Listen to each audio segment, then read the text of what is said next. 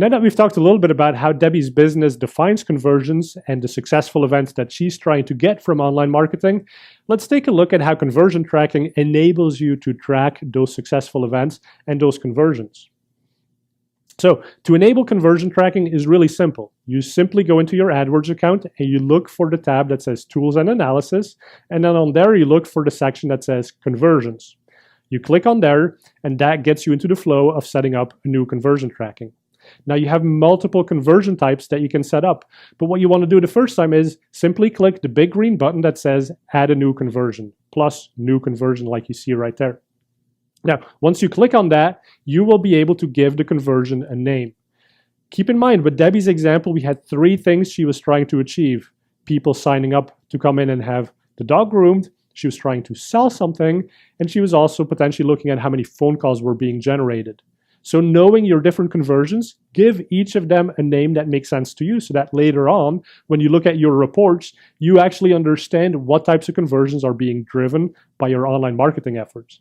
So give it a name and then say what type of conversion location this is. In this first example, we're just going to say it's associated to a web page on your website. So this is going to be the conversion for when somebody signs up for dog grooming services. And the way that we can do that is we can put a piece of code on the page that says, thank you for making the reservation. So once that reservation is complete, you can put a piece of code on there. And anytime a user clicks on AdWords and then comes to that page that says, thank you for doing something, that's when a conversion is logged in the system. And that's how you can measure how effective your online advertising is. So put in a name, select a conversion type, and hit save and continue.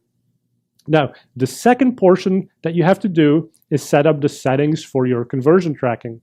You have to assign a conversion category. This is just a way for you to classify what type of conversion this is. So again, thinking about the example of getting a sign up for someone to come in and have their dog groomed, this could be a purchase sale, or it could also be a sign up. If on the other hand, you were just collecting leads and not necessarily reservations, then maybe you want to call it a lead. Now, what you call it is not really that important because it's just a way for you to classify the types of conversions, but it doesn't do anything else. So if you choose the wrong type of conversion, it's not a big deal. It helps you understand what types of events, what types of conversions you're driving.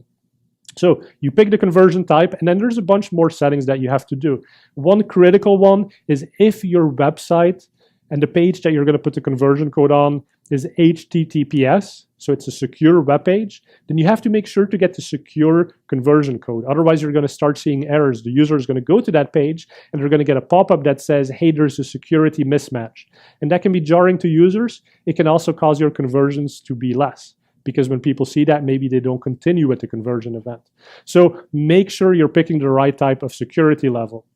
And then there's a number of other things you can pick. You can choose the color, the text for the conversion indication.